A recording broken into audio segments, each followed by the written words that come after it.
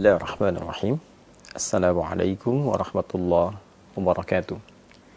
Alhamdulillahirabbil alamin.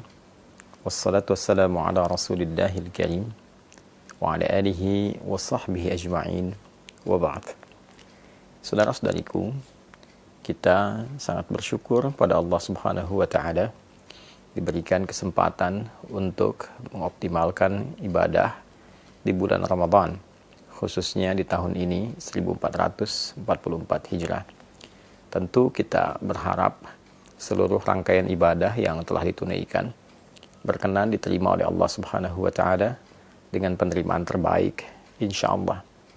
Semoga Allah mengampuni seluruh dosa-dosa kita, memaafkan kesalahan kita, mengabulkan doa-doa kita, dan menaikkan derajat kita dari sekedar hamba Allah yang beriman menjadi hamba Allah yang bertakwa.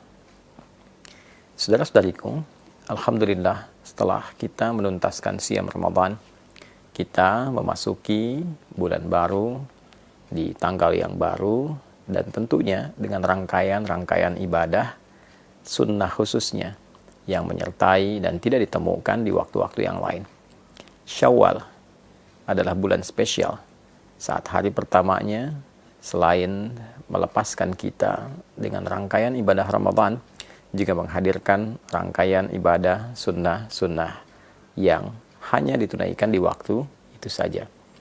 Mulai dari sholat Idul Fitri di hari yang pertama, memperbanyak takbir, membangun dan mengeratkan silaturahim, dan disusul pada hari-hari berikutnya dengan menu-menu sunnah yang tentu melahirkan keistimewaan yang tidak sama dengan waktu-waktu lainnya.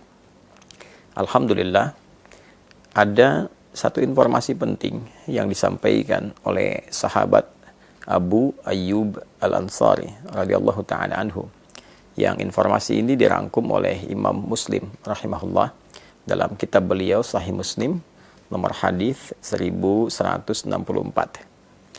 Informasi ini bersambung hingga ke Rasulullah SAW saat beliau bersabda, "Man shama Ramadana wa atba'ahu sittan min Syawal faka'annama yasumud dahra."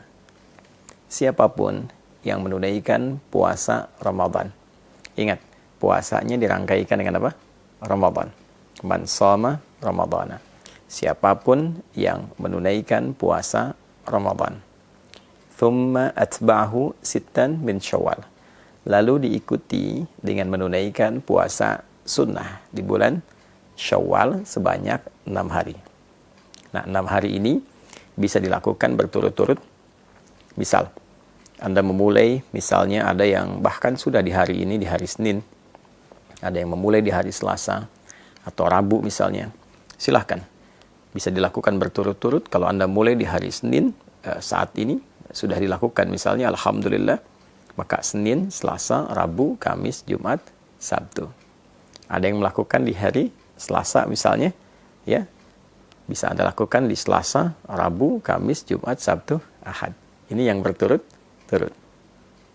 Tapi kalau Anda pun menginginkan waktunya terpisah karena ada kegiatan-kegiatan lain yang tidak bisa ditinggalkan, misalnya membangun silaturahim, ada acara halal bihalal yang mempertemukan banyak kalangan untuk mengeratkan kembali silaturahim, membangun ibadah sosial yang tingkatannya juga cukup tinggi, maka boleh dijeda yang kemudian Anda bisa dilakukan misalnya kesempurnaannya sampai bahkan terbentang di akhir Syawal.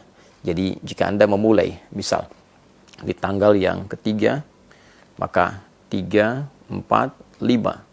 Saat tanggal 5 ini, misalnya ada satu undangan khusus yang tidak bisa Anda hindari, dan untuk menghormati itu, ada hidangan-hidangan yang dapat dinikmati bersama. Maka Anda bisa jeda dulu, lalu Anda lanjutkan di tanggal yang berikutnya. 5 misalnya jeda, 6, 7, 8, dan seterusnya sampai 6 hari. Atau juga mungkin di sela-sela itu ada yang terjeda, ya, yang penting Anda mengambil, tidak harus berurutan, ya, berurutan tadi dilakukan baik, tidak berurutan pun tidak ada masalah. 6 hari itu jika bisa dilakukan, maka faka'annama yasumu ad-dahra, maka seakan-akan orang yang menyempurnakan puasa Ramadan ditambah dengan 6 hari di bulan Syawal itu, faka'annama yasumud dahra, seakan-akan dia menyempurnakan puasa sepanjang tahun. Ada sebagian ulama yang melogikakan dengan menghitung, dengan pendekatan jika kita menunaikan puasa di bulan Ramadan selama sebulan, baik 29 ataupun 30 hari. Dikalikan setiap harinya 10 kebaikan.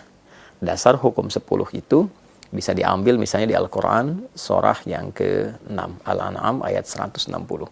Man jaa'a bil hasanati falahu asyru amthaliha. Siapapun yang menunaikan perbuatan baik yang bernilai ibadah, maka dia mendapatkan padanan pahala. Setiap ibadah itu setidaknya 10 kebaikan. Ini ya. Jadi kalau satu pekerjaan baik, nilainya paling sederhananya, paling kecilnya ada 10, maka dikalikan dengan 10 itu. 29 atau 30 hari dikalikan 10. Maka didapatkan 290 atau 300. Lalu 6 dikalikan dengan 10, maka didapati 60. Jika Anda jumlahkan 290 tambah 60, ambil yang paling terkecil ya misalnya, maka mendapatkan 350. 350 ini kalau pendekatannya bulan Hijriyah, bukankah sangat mendekati hitungan setahun secara umum ya? Ya kan? 350 sekian. Ya, kan orang Arab suka membulatkan itu. Kalau ada 42 disebut al-arba'in. Ya demikian, ketika Anda misalnya menunaikan 30, dikalikan 10, 300 tambah 60, 360 ya. Nah, kalaupun dihitung menggunakan pendekatan Hijriyah ataupun pendekatan Masehi, tentu ini secara umumnya dinilai sebagai bilangan setahun penuh. Nah, itu yang dimaksudkan. Nah, yang kedua, ada yang sangat menarik.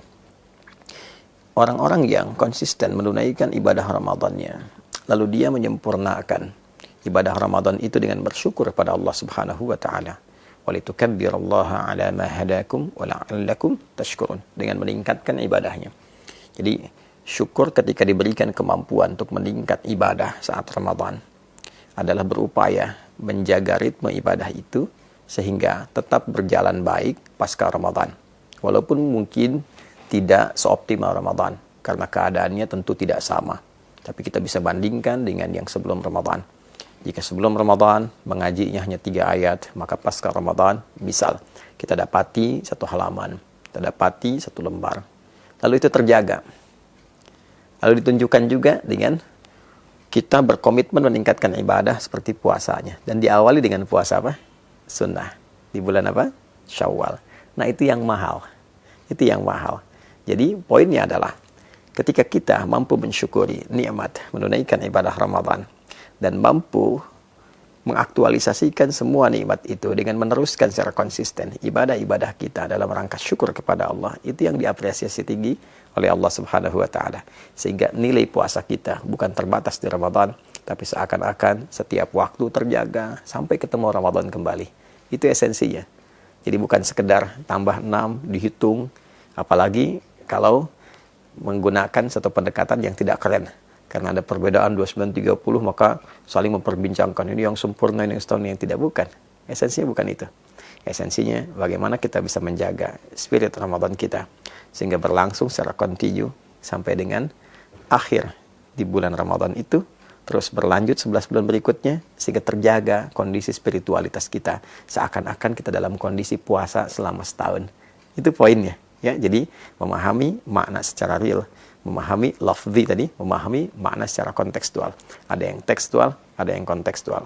Kalau kita padukan keduanya secara tekstual, pahalanya seakan-akan didapati selama setahun.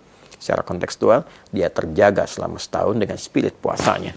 Dia meningkat ibadah, dia menghindari dosa, sampai dia bertemu Ramadan berikutnya. Kalau mampu dilakukan seperti itu, maka ada kebanggaan saat dia pulang menghadap Allah Subhanahu wa taala. Lis-shaimi farhatani. Ada 2 kebahagiaan, kebanggaan bagi orang yang telah menunaikan puasa. Farhatun 'inda yuftir. Maka kebahagiaan pertama ketika dia tengah berbuka, saat dia puncaknya memasuki Idul Fitri. Dan yang kedua, saat ia menghadap kepada Rabb-nya, membawa pahala puasanya karena berhasil menaklukkan nafsunya dan berhasil menjaga ritme puasanya dalam kondisi spiritual yang baik sampai di ujung wafatnya. Semoga kita semua digolongkan pada golongan-golongan terbaik yang mampu menjaga ritme ibadah kita pasca Ramadan, meningkatkan kemampuan terbaik kita dalam mengabdi kepada Allah dimulai di bulan Syawal ini, dan insya Allah wafat dalam keadaan husnul khatimah. Adi Hidayat. Assalamualaikum warahmatullahi wabarakatuh.